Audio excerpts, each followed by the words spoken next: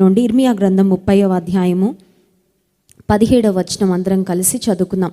Jeremiah chapter 30 verse 17. ఇర్మియా గ్రంథం 30వ అధ్యాయము 17వ వచనం. వారు ఎవరును లక్ష్య పెట్టని సియోననియు వెలివేయబడినదనియు నీకు పేరు పెట్టుచున్నారు. అయితే నేను నీకు ఆరోగ్యము కలుగచేసెదను, నీ గాయములను మాన్పెదను. ఇదే యెహోవా వాక్కు. చిన్న ప్రార్థన చేసుకుందాం. పరిశుద్ధుడా, ప్రేమ కలిగిన తండ్రి, నీకు స్తోత్రాలు. నీ వాక్కు మమ్మల్ని బ్రతికించేది, నీ వాక్కు మమ్మల్ని స్వస్థపరిచేది. ఈ రాత్రికాల సమయంలో నీ జీవపు వాక్యము దగ్గరకు మేము వస్తున్నాం ప్రభా. నీవే మాతో మాట్లాడండి. వినగలిగే చెవిని, గ్రహించే మనసును మాకు దయచేయండి. ఈ రాత్రికాల సమయంలో నాయన, మరి ఏ పరిస్థితుల్లో నీ ప్రజలు ఈ మీటింగ్లో పాల్పొందుతున్నారు, నీ వెరిగిన దేవుడో, నీ వాగ్దానాలు నెరవేర్చి కార్యం చేయమని యేసునామమున ప్రార్థిస్తున్నాము తండ్రి, ఆమెన్. యెషయా గ్రంథము, ఇర్మియా గ్రంథం ఇవన్నీ పాత నిబంధన గ్రంథంలో ప్రవచన గ్రంథాలు అని పిలుస్తూ ఉంటారు, ప్రొఫెటిక్ బుక్స్. దేవుడు తన ప్రవక్తల్ని ఏర్పాటు చేసుకొని, ఇర్మియా అనే ప్రవక్త వీపింగ్ ప్రాఫెట్ అని పిలుస్తూ ఉంటారు, విలపించే ప్రవక్త. ఇర్మియా గ్రంథం ఆ ప్రవక్తే రాయడం జరిగింది. విలాప వాక్యాలు, లామెంటేషన్స్ అంటే విలాప వాక్యము, విలాపము అంటేనే కన్నీరు లేదా దుఃఖము అని అర్థం. సో ఇర్మియా అనే ప్రవక్త ద్వారా కూడా దేవుడు అనేకమైన ప్రవచనాలు, అనేకమైన వాగ్దానాలు తన ప్రజలకు ఇచ్చినట్లుగా మనం గమనిస్తున్నాం. ఇర్మియా గ్రంథంలో ఇప్పుడు మనం చదువుకున్న వాక్య భాగంలో 30వ అధ్యాయము మనం గమనించినట్లయితే, దేవుడు ఇందాక మనం చదువుకున్న 17వ వచనంలో ఎందుకు ఆ వాగ్దానాన్ని ఇచ్చాడు తన ప్రజలకు అని ఆలోచిస్తే, నేను నీకు ఆరోగ్యాన్ని కలుగచేస్తాను అని వాగ్దానం ఎందుకు ఇచ్చాడు అని గమనిస్తే, ఆరోగ్యం ఎవరికి కావాలంటే అనారోగ్యంగా ఉన్నవారికి, బలం ఎవరికి కావాలంటే బలహీనులకు, స్వస్థత ఎవరికి కావాలంటే స్వస్థత లేని వారికి. సో అక్కడ దేవుని ప్రజలున్న పరిస్థితి ఏంటి, వారున్న సిట్యువేషన్ ఏంటి, ఎందుకు దేవుడి వాగ్దానాన్ని ఇచ్చారు అని ఆలోచిస్తే, ఇర్మియా గ్రంథం 30వ అధ్యాయము 12వ వచనం నుండి ఆ మాటలు మనం చదివితే మనకు అర్థమవుతుంది. యెహోవా ఇలాగూ సెలవిచ్చుచున్నాడు, నీ వ్యాధి ఘోరమైనది, నీ గాయము బాధకరమైనది. ఈ రోజుల్లో నేను అనుకుంటాను, భూతాలు మనుషులను భయపెట్టిన దానికంటే ఎక్కువగా వ్యాధులు మనుషులను భయపెడుతున్నాయి. ఎందుకంటే చిన్న కంటికి కనబడిన వైరస్ ఎన్ని లక్షల మందిని ఈడ్చుకొని వెళ్ళిపోయిందండి. చిన్న వ్యాధి, కరోనా వైరస్, ఎవ్వరం అనుకోలేదు ఇంత బీభత్సం సృష్టిస్తుందని. కరోనా అలా వచ్చి అలా వెళ్ళిపోయిన వారు, అంటే దే జస్ట్ డిసపియర్డ్. ఇలా వచ్చిందండి, 2 రోజులైంది, హాస్పిటల్ అడ్మిట్ అయ్యారు, ఆ తర్వాత రోజుకి లేరు అని ఎంతమందిని కూర్చో మనం వింటున్నాం. ఇంకా కుటుంబాలలో తీరని లోటు, తీరని వ్యాధి, తీరని వేదన. ఎందుకు వచ్చింది అంటే వ్యాధులను బట్టి వచ్చింది. ప్రపంచంలో బ్రతుకుతున్నాం కాబట్టి, because this is a fallen world, ఇది పడిపోయిన చెడిపోయిన ప్రపంచం కాబట్టి, పాప ప్రపంచం కాబట్టి, మరి ఈ ప్రపంచంలో అనేకమైన వ్యాధులు రోజు రోజుకి విజృంభిస్తూ ఉన్నాయి చెప్పాలంటే. మొన్నటి రోజు ఒక సిస్టర్ నాకు కాల్ చేసి చెప్తున్నారు, నార్త్ ఇండియాలో మా కుటుంబీకులు ఉన్నారండి, వారికి ఒక చిన్న పాప ఉంది, షీఈస్ జస్ట్ 12 years old, 12 సంవత్సరాల వయసు. సడన్గా అనారోగ్యం వచ్చింది, హాస్పిటల్లో అడ్మిట్ చేశారు.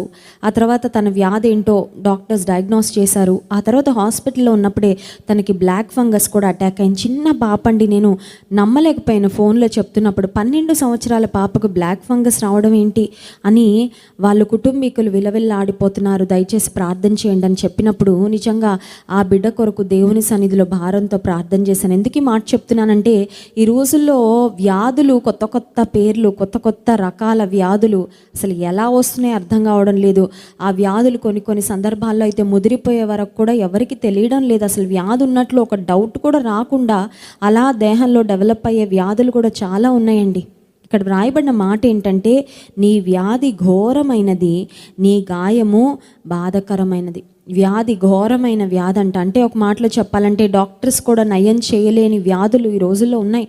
డాక్టర్స్ కూడా చాలా పరిస్థితుల్లో చేతులు ఎత్తేస్తున్నారు. డాక్టర్స్ కూడా కొన్నిసార్లు మా వల్ల కాదండి, ఏదో మేము ట్రీట్మెంట్ ఇవ్వగలం, మా వంతు మేము ప్రయత్నం చేయగలం, ఎన్ని లక్షలు మీరు పోసినా సరే మనిషి ప్రాణాన్ని మేము నిలబెట్టగలమో లేదో మేమైతే గ్యారంటీ ఇవ్వలేము అని డాక్టర్స్ చెప్తున్నారు. నీ వ్యాధి ఘోరమైనది, నీ గాయము బాధకరమైనది. కొన్నిసార్లు వ్యాధులు సైలెంట్గా ప్రజలను చంపేసే వ్యాధులు కొన్ని అయితే, కొన్ని మనుషులను బాధించి వేదన, శ్రమ, ఆ శరీరం నలిగిపోతూ ఉంటుంది. ఒక మాటలో చెప్పాలంటే మనకి వ్యాధి రావడం వల్ల వచ్చే బాధ ఒక ఎత్తైతే, మనం ప్రేమించిన వారు, మన ఫ్యామిలీ మెంబర్స్, సొంత మన ఇంట్లో మన రక్త సంబంధికుల తల్లి కావచ్చు, తండ్రి కావచ్చు, తోబుట్టువులు కావచ్చు, మన బిడ్డలు కావచ్చు, బిడ్డలు కావచ్చు, మనవారంటూ ఎవరైనా వ్యాధి బారిన పడి వారు సఫర్ అవుతున్నారంటే అది నిజంగా చెప్పాలంటే కుటుంబం అంతటికి కూడా సఫరింగేనండి.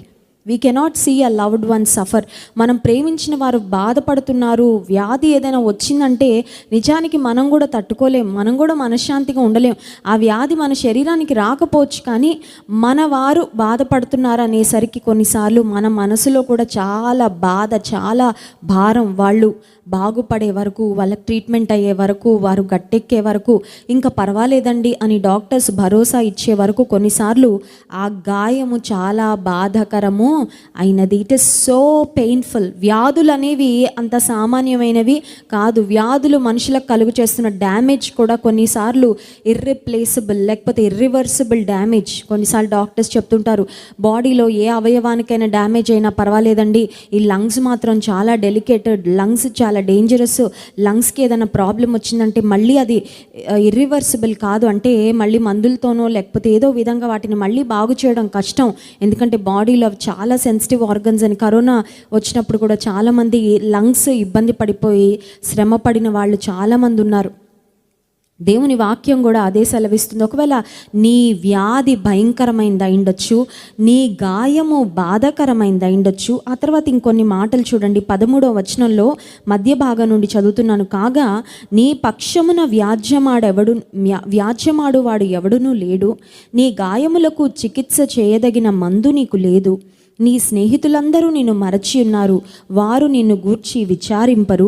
నీ గాయము చేత నీవు అరచెదవేమి, నీకు కలిగిన నొప్పి నివారణ కాదు. గాయముల ద్వారా అరవడం, గాయముల ద్వారా కేకలు పెడుతూ ఉంటే అంటే అది అన్బేరబుల్ పెయిన్ అన్నమాట. వ్యాధి వలన వచ్చే బాధ మనిషి తట్టుకోగలిగిన దానికంటే ఎక్కువ వచ్చినప్పుడు కేకలు వేస్తూ ఉంటారు. కానీ అలాంటి సందర్భంలో నిన్ను ఆదరించడానికి ఎవరు లేరు, నీ దగ్గర ఉండడానికి కూడా ఎవరు లేరు, నిన్ను అర్థం చేసుకొని నిన్ను ప్రేమించి నీతో ఉంటానని వాగ్దానం చేసిన స్నేహితులు కూడా అందరూ నీకు దూరం అయి ఉండొచ్చు. ఒక నిరాదరణకరమైన పరిస్థితిలో నీ ఉండొచ్చు. నీ పక్షంగా వ్యాజ్యమాడడానికి, నీ పక్షంగా ఒకవేళ డాక్టర్స్తో మాట్లాడడానికి కానీ, నీ పక్షంగా దేవుని సన్నిధిలో ప్రార్థన విజ్ఞాపన చేయడానికి కానీ ఒకవేళ ఎవరు లేరని బాధపడుతున్నావే. అలాంటి పరిస్థితిలో ఈ రాత్రికాల సమయంలో నీవు ఉన్నట్లయితే దేవుడు నీకు ఇస్తున్న వాగ్దానము 17వ వచనం, వారు ఎవరునూ లక్ష్య పెట్టని సియోననియు వెలివేయబడినదనియు నీకు పేరు పెట్టుచున్నారు. అయితే నేను నీకు ఆరోగ్యము కలుగ చేసేదను, నీ గాయములను మాన్పెదను. ఎవరు చెప్తున్నారు ఈ మాట? డాక్టర్ గారా? ఈ భూలోకపు డాక్టర్ గారా? భూలోకపు స్పెషలిస్టా? కొన్ని వ్యాధులు వచ్చినప్పుడు కొంతమంది డాక్టర్స్ అంటారు, మాకు తోచింది చేసామండి, మేము చదువుకున్నాం, మాకున్న నాలెడ్జ్ని బట్టి చేసాం, ఇంకంతకంటే మా వల్ల కాదు.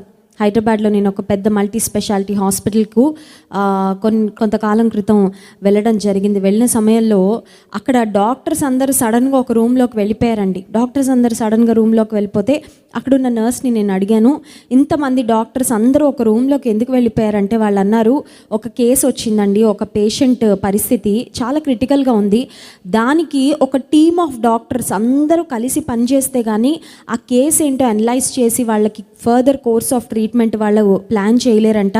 అందుకని డాక్టర్స్ అందరూ కూడా ఒక్కొక్క డాక్టర్ కొరకు బారులు తీరు ఉన్నారు ప్రజలు. వాళ్ళందరినీ వదిలిపెట్టేసి ఒక్క పేషెంట్ కొరకు మాట్లాడుకోవడానికని పల్మనాలజిస్ట్, ఆ తర్వాత కార్డియాలజిస్ట్, ఆ తర్వాత న్యూరాలజిస్ట్, అన్ని విభాగాల్లో ఉన్న డాక్టర్లు అందరూ ఒక రూమ్లో చేరారు. ఈ రాత్రికాల సమయంలో నేను నీకు ఆరోగ్యాన్ని కలుగచేస్తాను అని చెప్పింది ఒక కార్డియాలజిస్టా, ఒక న్యూరాలజిస్టా, ఒక పల్మనాలజిస్టా, ఒక డర్మటాలజిస్టా, లేకపోతే ఒక పీడియాట్రిషియనా? ఎవరు? దేవునికున్న స్పెషలైజేషన్ ఏంటి? ఏ కాలేజ్లో చదివాడు ఆయన? లేకపోతే ఆయనకున్న మందులను గురించిన పరిజ్ఞానం, లేకపోతే మెడికల్ రిపోర్ట్స్ని గురించి ఆయనకున్న పరిజ్ఞానం ఏంటంటే, ఈ లోక సంబంధంగా యేసయ్య ఏ కాలేజ్లో చదవలేదు, ఈ లోక సంబంధంగా ఆయుర్వేద మందులో లేకపోతే ఆ ట్రీట్మెంటో ఈ ట్రీట్మెంటో ప్రకృతి వైద్యం ఏది కాదు, కానీ యేసయ్య పరమ వైద్యుడు. Hallelujah. He is the doctor of doctors. ఇంగ్లీష్లో మనం చదివితే పరమ వైద్యుడు అనే మాటకు డాక్టర్ ఆఫ్ డాక్టర్స్ అంటే డాక్టర్లందరికీ డాక్టర్ అన్నమాట. అన్ని విభాగాల్లో ఒక ఎక్స్పర్ట్స్గా ఉండే డాక్టర్స్కి ఎంత జ్ఞానం ఉంటుందో అంతకన్నా గొప్ప జ్ఞానం కలిగిన పరమ వైద్యుడు. ఎందుకని ఆలోచిస్తే అసలు మానవ శరీరాన్ని నిర్మించిందే దేవుడు. He is the maker, he is our maker, he is our designer. అసలు మన దేహంలో ఎక్కడ ఏ నరం ఉంటుంది, ఎక్కడ ఏ జాయింట్ ఉంటుంది, ఎక్కడ ఏ కండరం ఉంటుంది, ఎక్కడ ఏ సెల్స్ ఉన్నాయి, అసలు అవయవ లోపం ఏమన్నా ఉందా, లేకపోతే బాడీలో ఏదైనా బలహీనత అనారోగ్యం బయలుదేరిందంటే అది ఎక్కడ బయలుదేరింది, దేవుడికి అన్నీ తెలుసు. ఎందుకంటే ఆయన మనల్ని సృజించాడు, ఆయనే మనల్ని సృజించెను, మనం ఆయన వారము, ఆయన ప్రజలము, ఆయన మేపు గొర్రెలమని 100వ కీర్తనలో 100వ కీర్తనలో వ్రాయబడి ఉంటుంది. ఆయనే మనలను సృజించెను. ఆయన సృష్టికర్త కాబట్టి, ఆయన సృజించాడు కాబట్టి అసలు ఆయనకి ఏ స్కానింగ్ అక్కర్లేదు. కొన్నిసార్లు చూడండి, డాక్టర్స్ అంటారు సిటీ స్కాన్ అయితే కానీ నేను చెప్పలేను, ఎంఆర్ఐ స్కాన్ అయితే కానీ చెప్పలేను, ఒక ఎక్స్రే తీసుకురండి అది చూసి కానీ నేను చెప్పలేను ప్రాబ్లం ఏంటో. ఇలా చూసి చెప్పగలిగిన డాక్టర్స్ ఎవరు లేరండి. కొన్నిసార్లు ఈ సిటీ స్కాన్, ఎంఆర్ఐ స్కాన్, ఈ ఎక్విప్మెంట్ కొన్ని లక్షల కోట్ల రూపాయల ఖరీదైన ఎక్విప్మెంట్ ఉంది. పెట్ స్కాన్ అని రకరకాల స్కాన్స్ అవైలబుల్గా ఉన్నాయి. ఒక్కొక్క స్కాన్ చేయించుకోవాలంటేనే 5 డిజిట్ డబ్బులు ఖర్చు పెట్టాల్సి వస్తుంది. అయితే ఈ స్కానింగ్ మెషిన్స్ కొనడానికైతే కొన్ని లక్షల రూపాయలు, కొన్నిసార్లు కోట్ల రూపాయలు కూడా ఆ scanning equipment.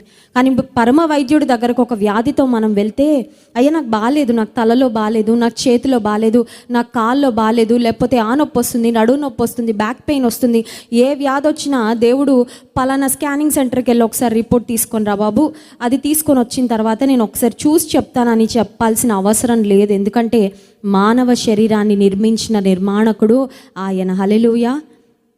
God knows the thoughts and intentions of human heart. మానవ హృదయంలో యొక్క ఆలోచన లోతుగా, మన లోపల ఉండే ఆలోచనలు, మన హృదయ ధ్యానం దేవునికి ఎలా తెలుసో మన దేహంలో ఏం జరుగుతుందో కూడా ఆయనకు బాగా తెలుసు.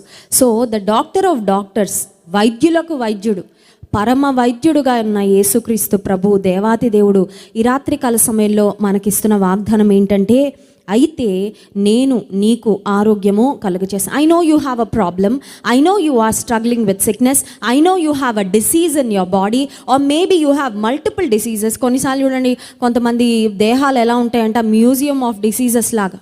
అంటే ఆ చేతిలో ఆ వ్యాధి, కాలులో ఈ వ్యాధి, కడుపులో ఇంకో వ్యాధి.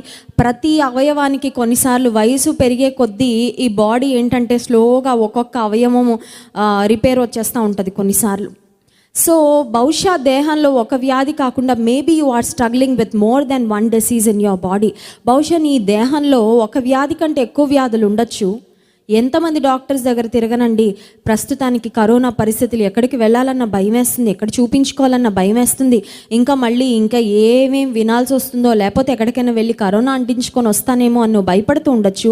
ఈ రాత్రికాల సమయంలో దేవుడు మనకిస్తున్న వాగ్దానము, నేను నీకు ఆరోగ్యము కలుగచేసేదను, నీ గాయములను మాన్పెదను. I will heal your wounds. నీకే గాయాలు ఉన్నాయో ఆ గాయాలను మాన్పుతానని దేవుడు వాగ్దానం చేస్తాను. కొన్నిసార్లు బయటకి ఫిజికల్గా ఏ వూండ్స్ లేకపోవచ్చండి. అంటే సైకిల్ మీద నుంచి పడో, లేకపోతే బైక్ యాక్సిడెంటో, ఇంకేదో ప్రమాదం జరిగో కొన్నిసార్లు దేహానికి గాయాలు అవుతాయి, కొన్నిసార్లు మనసుకి గాయాలు అవుతాయి. There is a wound in your heart. కొన్నిసార్లు మనసుకు, హృదయానికి గాయాలైనప్పుడు ఆ గాయాలు ఎవరికి అర్థం కాదు, ఆ బాధ మనకి తప్ప ఇంకెవరికి అర్థం కాదు. కొన్నిసార్లు ఎవరికి కూడా చెప్పుకోలేము, ఎవరికి చెప్పినా ఎవరు చేయగలిగేది కూడా ఏముండదు. నీకైన గాయాలు, whatever those wounds might be, those may be physical wounds or they may be emotional wounds. బహుశా అవి బయటకి కనిపించే గాయాలు ఉండొచ్చు, లేకపోతే కొన్నిసార్లు లోపల గాయాలు అవుతాయి, బయట కనబడవు అవి. They may be internal wounds or they may be emotional wounds. భౌతిక పరంగా అయ్యే గాయాలు అవ్వచ్చు, భావోద్వేగాలలో నీకు కలిగిన గాయము, నీ గుండెకైన గాయం ఉండొచ్చు. ఈ రాత్రికాల సమయంలో దేవుడిస్తున్న వాగ్దానము, నేను నీ గాయములను మాన్పెదను. ఆ వాగ్దానం మీరు రిసీవ్ చేసుకోగలిగితే, నేను నీకు ఆరోగ్యాన్ని కలుగచేస్తాను, నీ గాయాలు మాన్పుతాను అని దేవాతి దేవుడు మనకు వాగ్దానం చేస్తున్నాడు. ఆ వాగ్దానాన్ని నేను రిసీవ్ చేసుకుంటాను sister, I want that promise అని అన్నట్లయితే ఒకసారి విశ్వాసంతో ఆమెన్ అని చెప్దాం. ఆమెన్. ఎస్, మనందరికీ స్వస్థత కావాలి, మనందరం బాగుపరచబడాలనే కోరుకున్నాం. అయ్యో మెడికల్ బిల్లు ఉండకూడదు ప్రభా. కొంతమంది నాకు తెలుసు, ఒక ఆంటీ ఒకసారి చాలా భయంకరమైన అనారోగ్యం ఆమెకు వచ్చినప్పుడు డాక్టర్ దగ్గరికి వెళ్తే డాక్టర్ చెప్పారంట, ప్రతి నెల ఇన్ని మందులు వాడాలమ్మా నువ్వు అని మందులన్నీ లిస్ట్ రాసి ఇచ్చారు. మందులు రాయించుకోవడం బాగానే ఉంటుంది, కానీ రోజులో ఇన్ని మందులు మింగాలంటే ఎంత కష్టం అండి. ఆ మందులు మింగుతున్నప్పుడు చాలా కష్టం. ఈ మందులు మింగడం వల్ల కూడా కొన్నిసార్లు సైడ్ ఎఫెక్ట్స్ వచ్చేస్తూ ఉంటాయి. ప్రతి నెల ఆంటీకి మందుల బిల్ 5,000 అయ్యేదంట, జస్ట్ మెడికల్ బిల్. ఆ సమయంలో ఆంటీ ఒక ప్రార్థన చేసుకున్నారు. ఏమనంటే, ప్రభువా, ఈ మెడికల్ బిల్లే కనుక నాకు రాకుండా, అంటే నా వ్యాధి నువ్వు స్వస్థపరిస్తే, నన్ను బాగు చేస్తే 5,000 రూపాయలు నీ పరిచర్యకి నేను పంపిస్తాను అని దేవుని సన్నిధిలో ఒక మంచి ఒడంబడిక. మరి ఆంటీకి ఎందుకు వచ్చిందో ఐడియా నాకు తెలియదు, కానీ ఆంటీ మనసులో వచ్చిన ఆ ప్రేరేపణ, ప్రభువా, నాకు స్వస్థత ఇస్తే, నాకు ఆరోగ్యం ఇస్తే, ఈ 5,000 రూపాయల మందులు డాక్టర్ చెప్పాడు లైఫ్ లాంగ్ వాడాలని, కానీ నువ్వు నన్ను స్వస్థపరిస్తే ఈ ధనము, నా మందుల కొరకు వినియోగించే ధనము నీ పరిచర్యకు పంపిస్తానని. ఆ తర్వాత సడన్గా వన్ ఫైన్ డే మన మినిస్ట్రీ అకౌంట్లో ఆంటీ 5,000 రూపాయలు పంపించారు. పంపించిన తర్వాత ఆంటీ చెప్పిన సాక్ష్యం ఏంటంటే, ఇది నా మెడికల్ బిల్ కొరకు ప్రతి నెల అయ్యే ఖర్చమ్మ. దేవుడు నాకు స్వస్థత ఇచ్చాడు, దేవుడు నాకు ఆరోగ్యం ఇచ్చాడు, మందులు మింగే ఆ ఇబ్బంది లేకుండా నన్ను బాగు చేసినందుకు కృతజ్ఞతగా నేను దేవునికి పంపిస్తానని వాగ్దానం చేశాను. I want to do it every month. ప్రతి నెల దేవుని పని కొరకు నేను పంపిస్తాను, ఎందుకంటే దేవుడు నాకు స్వస్థత ఇచ్చాడు కనుక. ఈ రాత్రికాల సమయంలో ఒకవేళ మందులు మింగలేని పరిస్థితిలో నీవు ఉన్నావేమో, మందులు కొనుక్కోలేని పరిస్థితిలో కూడా ఉన్నావేమో. ప్రభా, ఇంక ఈ మందుల బిల్స్ అవుతూ ఉంటే నా కుటుంబాన్ని ఎలా నడిపించుకోవాలి? చూడండి, కొన్నిసార్లు అన్నీ ఎక్స్పెన్సివ్ అయిపోయాయి. కుటుంబాన్ని నడిపించుకోవడానికే ఉన్న డబ్బు కొన్నిసార్లు సరిపోవడం లేదు. కాస్ట్ ఆఫ్ లివింగ్ పెరిగిపోతుంది, అన్నిటి ఖరీదులు పెరిగిపోతున్నాయి. అయితే ఇంకా మందుల కొరకు కూడా నేనేం ఖర్చు పెట్టుకుంటానయ్యా? నాకు నువ్వు స్వస్థత ఇవ్వు, నన్ను నువ్వు బాగు చేయి, నాకు ఆరోగ్యం ఇవ్వు అని నీవు అడగగలిగితే, ఈ రాత్రికాల సమయంలో దేవుడిస్తున్న వాగ్దానము, నేను నీకు ఆరోగ్యము కలగచేసేదని. I will give you health and I will heal your wounds. నేను నీ గాయములను మాన్పుతాను. యెషయా గ్రంథంలో 38వ అధ్యాయంలో మనం గమనించినట్లయితే, మరణకరమైన రోగంతో హిజ్కియా బాధపడుతున్న సందర్భంలో దేవుని సన్నిధిలో తాను ఏం చేశాడో ఒకసారి చూద్దాం. యెషయా గ్రంథం 38వ అధ్యాయము 2వ వచనం నుండి, అతడు తన ముఖమును గోడ తట్టు త్రిప్పుకొని, యెహోవా, యథార్థ హృదయుడనై సత్యముతో నీ సన్నిధిని నేను ఎట్లు నడుచుకొంటినో, నీ దృష్టికి అనుకూలముగా సమస్తమును నేను ఎట్లు జరిగించితినో కృపతో జ్ఞాపకము చేసుకొనుమని హిజ్కియా కన్నీళ్లు విడుచుచు యెహోవాను ప్రార్థించగా, యెహోవా వాక్కు యెషయాకు ప్రత్యక్షమై ఇలాగు సెలవిచ్చెను, నీవు తిరిగి హిజ్కియా యొద్దకు పోయి అతనితో ఇట్లనుము, నీ పితరుడైన దావీదునకు దేవుడైన యెహోవా నీకు సెలవిచ్చినదేమనగా, నీవు కన్నీళ్లు విడిచుట చూచితిని, నీ ప్రార్థన అంగీకరించితిని. పురుషులకు అసలు కన్నీళ్ళే రావు. పురుషులకు ఒకవేళ కన్నీళ్ళు వచ్చినా ఎవరికి కనబడకుండా కన్నీరు కారుస్తారేమో. యూజువల్గా మేము ఎందుకు ఏడవాలండి, మేము ఏడవకూడదు, స్ట్రాంగ్గా ఉండాలి. కొన్నిసార్లు చూడండి, కుటుంబాల్లో తల్లులు కూడా నేర్పిస్తుంటారు, ఒరే నువ్వు మొగడు ఇరా, నువ్వు ఏడవకూడదు, నువ్వు చాలా స్ట్రాంగ్ ఉండాలి, ఏమైనా ఉన్నా మింగేసుకో అని చెప్తూ ఉంటారు కొన్నిసార్లు. But real men do cry. పురుషులైనా స్త్రీలైనా బాధ వస్తే ఏడుస్తారు ఎవరైనా సరే, అందులో పొరపాటేం లేదు. అంటే చాలా బాధ వచ్చినప్పుడు, తట్టుకోలేని వేదన వచ్చినప్పుడు కన్నీళ్ళు వస్తాయి. హిజ్కియా మరణకరమైన రోగం వచ్చి నీ ప్రాణం పోతుంది, నీ ఇల్లు చక్కబెట్టుకో అని యెషయా అనే ప్రవక్త వచ్చి చెప్పిన సందర్భంలో హిజ్కియా ఏం చేశాడని ఆలోచిస్తే, బంధువుల దగ్గరకు వెళ్ళో, కుటుంబీకుల దగ్గరకు వెళ్ళో ఏడవలేదు, కానీ తన కన్నీటిని దేవుని సన్నిధిలో ఒలికించాడు. He poured out his heart in the presence of God.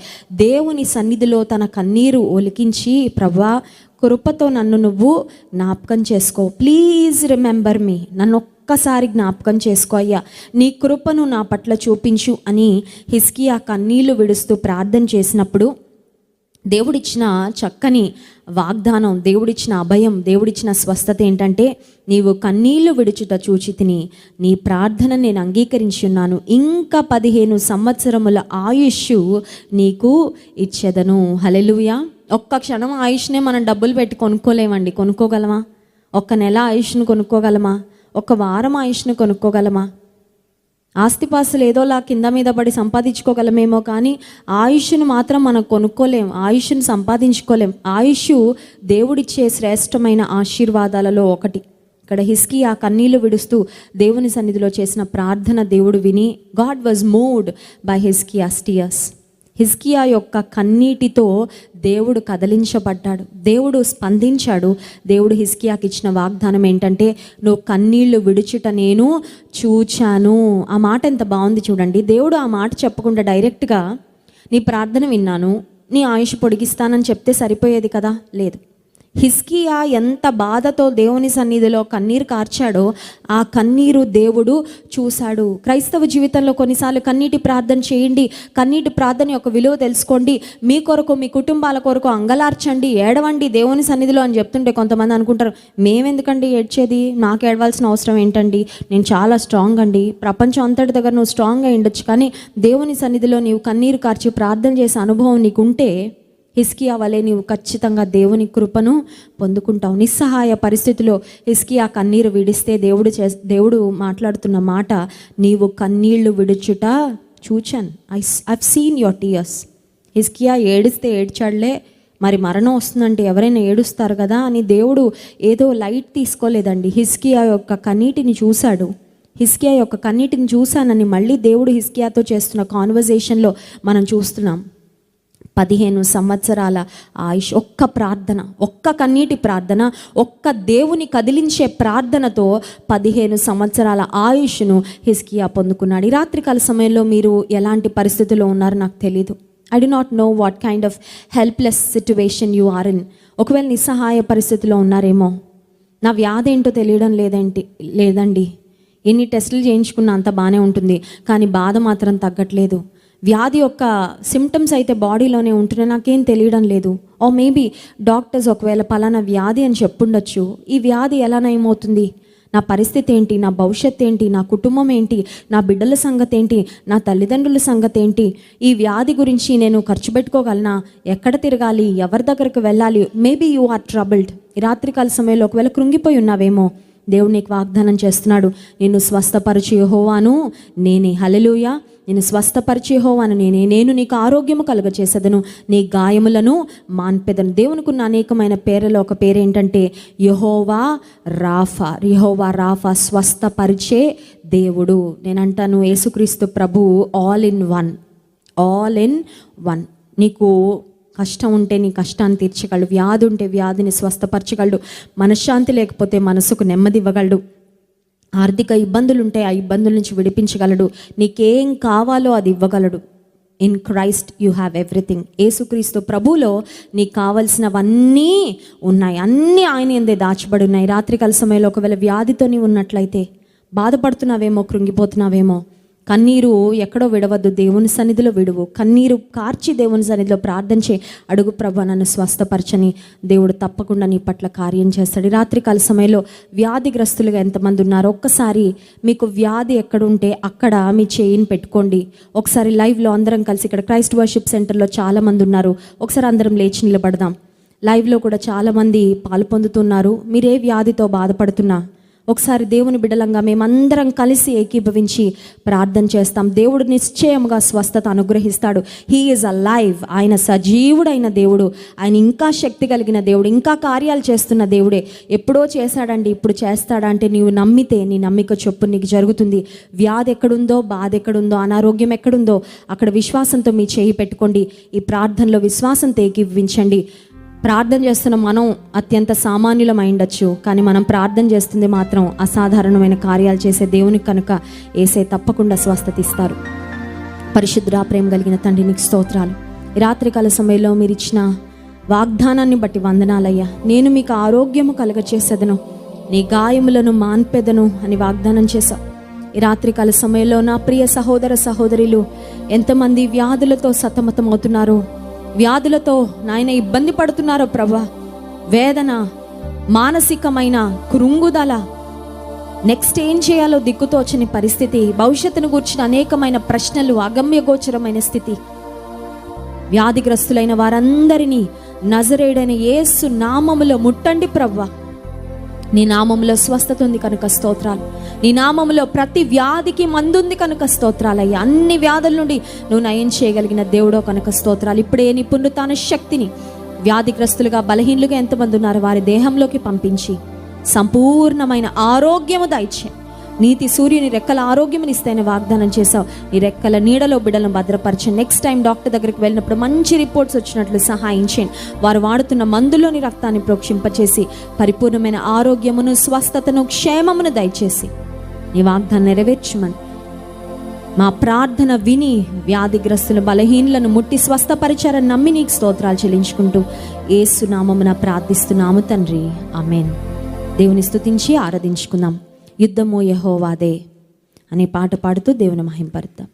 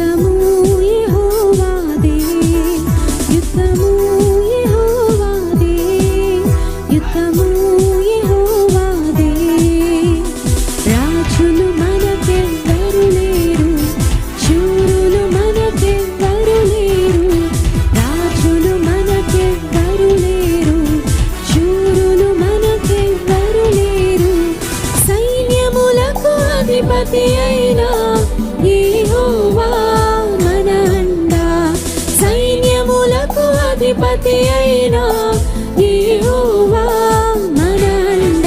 యుద్ధము యెహోవాదే, యుద్ధము యెహోవాదే, యుద్ధము యెహోవాదే, యుద్ధము యెహోవాదే.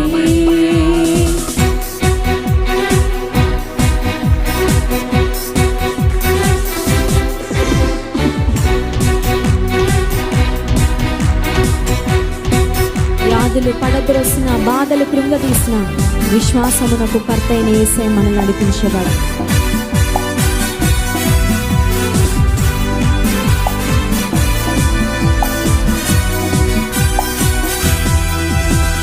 వ్యాధులు మనలను పడద్రోసిన, బాధలు మనలను కృంగదీసిన,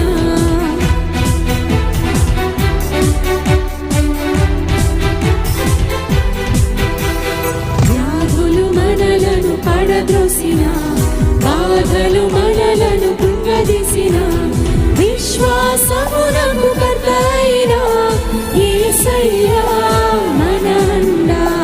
విశ్వాసమునకు కర్తైన యేసయ్యా మన అండ.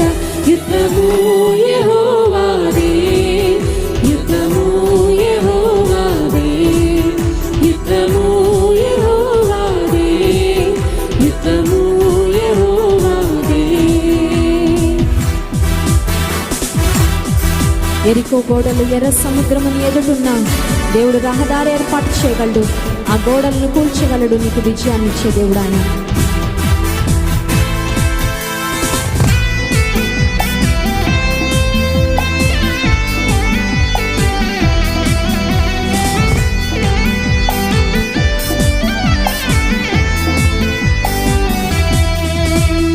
ఎరికో గోడలు ముందున్నా, ఎర్ర సముద్రము ఎదురైనా, ఎరికో గోడలు ముందున్నా, ఎర్ర సముద్రము ఎదురైనా, అద్భుత దేవుడు మనకుండా భయమేలా మనకింకా. అద్భుత దేవుడు మనకుండా భయమేలా మనకింకా. యుద్ధము యెహోవాదే, యుద్ధము యెహోవాదే, ప్రతి ఒక్కరం పాడదాం విశ్వాసముతో. యుద్ధము యెహోవాదే, యుద్ధము యెహోవాదే. మహిమా యెహోవాదే, రక్షణ యెహోవాదే, స్వస్థత యెహోవాదే, విజయం యెహోవాదే. హల్లెలూయా. మన యుద్ధాలు మనం చేసుకుంటున్నాం అని అనుకున్నంతసేపు మనలో భయము, కృంగుదల వస్తుంది. కానీ దేవునికి అప్పచెప్పి, ప్రభువా నా యుద్ధం నువ్వు చేయి, నా పక్షంగా నువ్వు కార్యం చేయని దేవునికి అప్పగించుకున్నప్పుడు దేవుడు అద్భుతమైన సహాయాన్ని అనుగ్రహిస్తాడు. అందరం కండ్లు మూసుకొని రెండు చేతుల ఆకాశం వైపెత్తి, కష్టాలు వచ్చినా, కన్నీళ్ళు వచ్చినా, ఇబ్బందులు ఎదురైనా నిన్నే ఆరాధిస్తానయ్యా.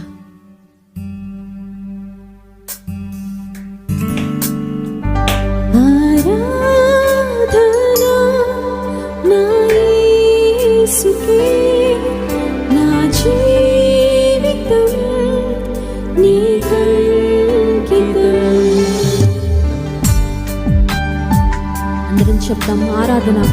నిన్నే ఆరాధిస్తానయ్యా అన్ని పరిస్థితుల్లో. I will worship you at all times lord.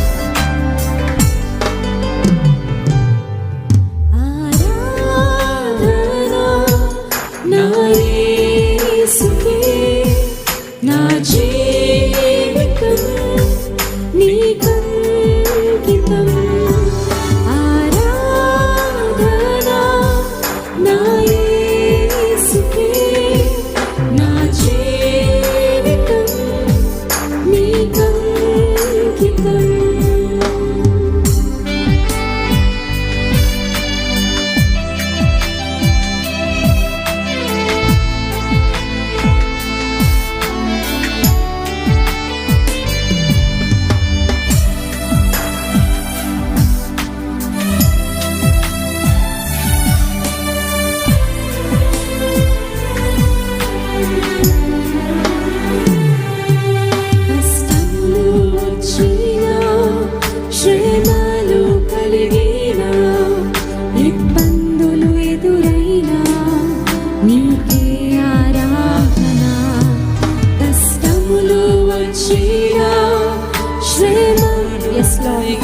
పరిస్థితులు ఎలా ఉన్నా ఇబ్బందులు ఎదురైనా నీకే ఆరాధన.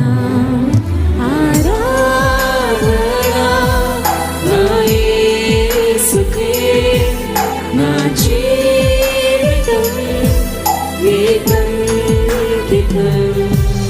ఆరాధనా నా యేసుకే నా జీవితం నీకంకితం.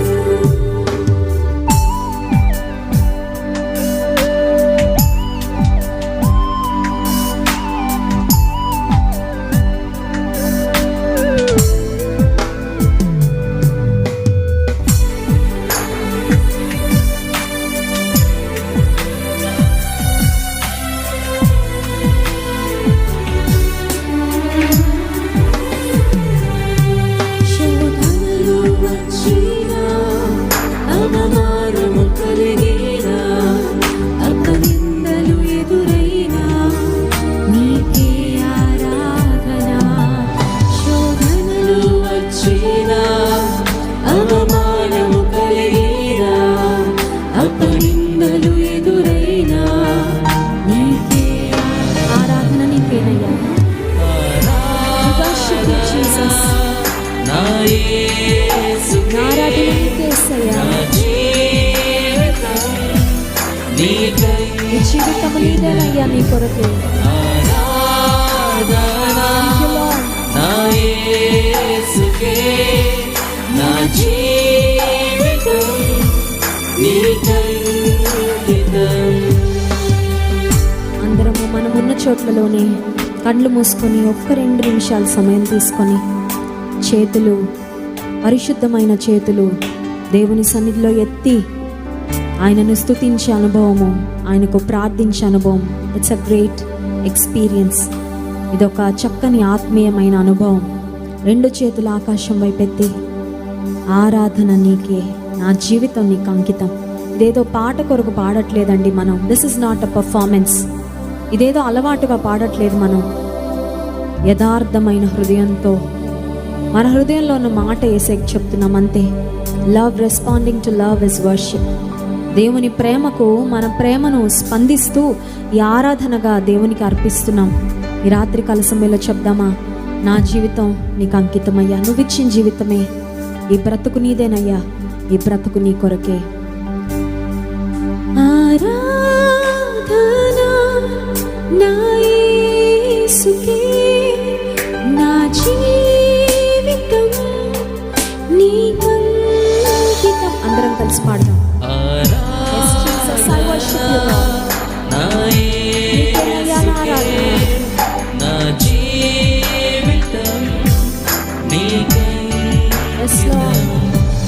ఆరాధనా నా యేసుకే నా జీవితం నీకంకితం. ఆరాధనా నా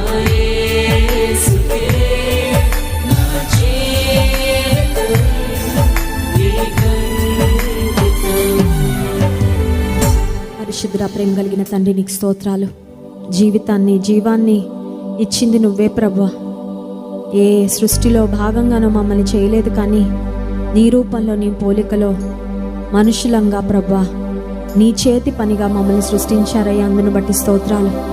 ఈ లోకంలో మమ్మల్ని పుట్టించడం మాత్రమే కాదు, కానీ మా పరలోకపు తండ్రిగా మీరుండి అన్ని విషయాల్లో వెన్నంటి మమ్మల్ని నడిపిస్తున్నారు. అందుకై స్తోత్రాలు అయ్యా. ఏమిచ్చినా ఈ రుణాన్ని తీర్చలేం ప్రభా. నా heart is overflowing with gratitude for all that you have done for us. నీవు మా పట్ల చేసిన ప్రతి కార్యానికి మా హృదయంలో ఎంతో కృతజ్ఞత, ఎంతో స్తుతి ఉంది ప్రభా. ఈ రాత్రికాల సమయంలో మరొకసారి కోటాను కోట్ల స్తుతులు, స్తోత్రాలు నీకు చెల్లిస్తున్నాము. రాజువైన నా దేవా, నేను నిన్ను ఘనపరిచెదనని భక్తుడు సెలవిచ్చినట్లుగా ప్రభా, మా స్తుతి, మా ఆరాధనని మీరు స్వీకరించారని నమ్ముతున్నాం ప్రభా. నిన్ను ఘనపరుస్తున్నాం, కీర్తిస్తున్నాం. నీ ఒక్కడవే స్తుతి నందదగిన వాడవు ప్రభా. నీ నామము అత్యున్నతంగా మా జీవితాల ద్వారా, మా కుటుంబాల ద్వారా, మా సంఘము ద్వారా, మా పరిచర్య ద్వారా హెచ్చింపబడినట్లు సహాయము చేయి ప్రభు. మౌంటైన్ టాప్స్ మీద దేవా నీ నామాన్ని గట్టిగా ప్రభా మేము ప్రకటించే వారముగా చేయండి అయ్యా. ఇంకనూ ప్రభా ఈ పరిచర్యను విస్తృతపరచండి. ఇంకా సువార్త అందని అనేకులను నీ మాటలతో మేము చేరుకోవడానికి సహాయం చేయండి. ఈ రాత్రికాల సమయంలో మీ దాసుని నీవే బలపరచి బలమైన సందేశము మాకు దయచేయండి ప్రభా. వినిచిన ప్రతి ఒక్కరు నీ మాటల ద్వారా క్షేమాభివృద్ధిని పొందినట్లు, ఆశీర్వాదము, దీవెన పొందినట్లు పరిశుద్ధాత్మదేవ మీరే ఆత్మ కార్యములు జరిగించమని ఘనత, మహిమ, ప్రభావములు, స్తుతి మీకే చెల్లిస్తూ ఘనుడైన రక్షకుడైన యేసుక్రీస్తు నామములో ఈ స్తుతి, ఆరాధన, ప్రార్థన మీకే సమర్పిస్తున్నాము తండ్రి. ఆమేన్.